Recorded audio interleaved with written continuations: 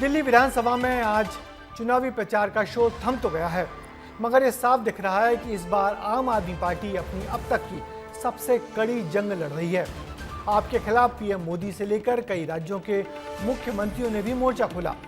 प्रचार के आखिरी दिन प्रियंका भी प्रचार में उतर पड़ी। इस चुनाव में यमुना प्रदूषण से लेकर फ्री बिजली पानी तक के मुद्दे प्रचार में उछाले गए। अब देखना है दिल्ली चुनाव का ऊंट भला किस करवट बैठता है। दिल्ली चुनाव पर देखिए हमारी ये ग्राउंड रिपोर्ट। दिल्ली में चुनाव प्रचार का आखिरी दिन।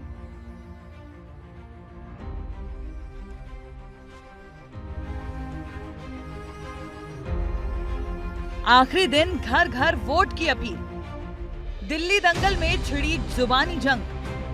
बसंत पंचमी के साथ ही मौसम बदलना शुरू हो जाता है। किस पे डालोगे वोट? ये आपका पीने का पानी है, इसको देखिए, इसमें बदबू आ रही है। केजरीवाल और इनके चट्टे पट्टों ने दिल्ली को क्या दिया? केजरीवाल जी, दिल्ली का पानी पी लीजिए। 5 फरवरी को दिल्ली में विकास का नया बसंत आने वाला है। झाड़ू पे वोट डालिए। यमुना के पानी को लेकर दिल्ली में खूब हल्ला हुआ, लेकिन घड़ी में जैसे ही 5 बजे ये शोर थम गया। तीनों प्रमुख दलों ने आखिरी दिन सांस तक नहीं ली। 15 साल सत्ता से दूर रहने वाली बीजेपी ने सत्ता की आस में आखिरी दिन 22 रोड शो कर दिए। बीजेपी ने ऐसा चक्रव्यूह बनाया जिसमें केजरीवाल फंसते गए। करीब 200 सांसद उतार दिए, 12 कैबिनेट मंत्री उतारे।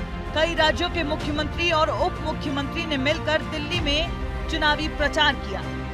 वहीं एंटी इनकम्बेंसी का खतरा झेल रही केजरीवाल की आम आदमी पार्टी ने पूरा दमखम दिखाया।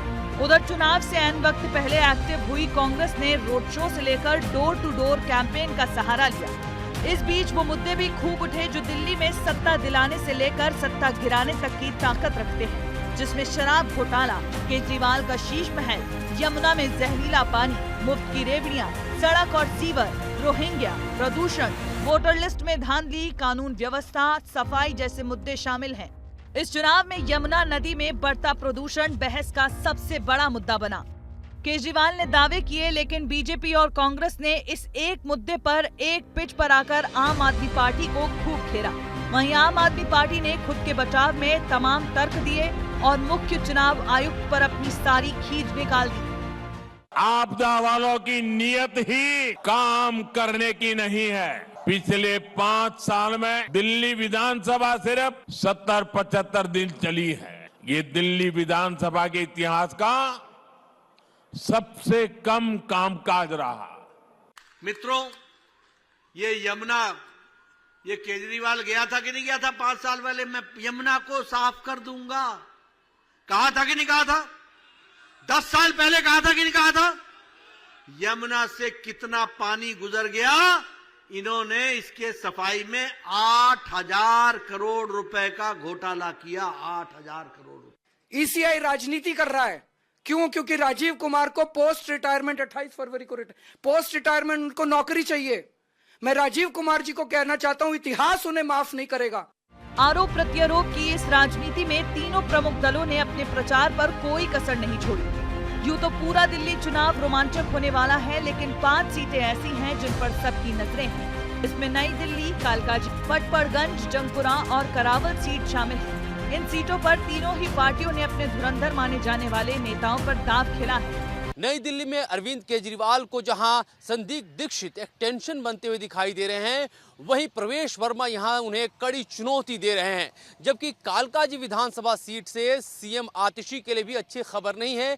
यहां भी उन्हें तगड़ी फाइट मिल रही है, क्योंकि यहां पे रमेश बिधूड़ी उन्हें टक्कर दे रहे हैं, तो दूसरी तरफ अलका लांबा भी उनके लिए सिरदर्द बनती दिखाई दे रही हैं। यानी कि आम आदमी पार्टी के महारथी एक तरह से देखा जाए तो उस चुनाव में कोई कंफर्टेबल लड़ाई नहीं लड़ रहे हैं, बल्कि उन्हें चुनौतियों का सामना करना पड़ रहा है। दिल्ली के अब वोट समीकरण की बात की जाए तो मुस्लिम पूर्वांचली वोटर्स की भूमिका काफी अहम मानी जा रही है। North east Delhi, east Delhi, Chandni Chowk और नई दिल्ली की सीटों पर 12.9% मुस्लिम वोटर्स का असर है। पूरे दिल्ली के 50% सीट पर जाट गुर्जर वोटर का असर है।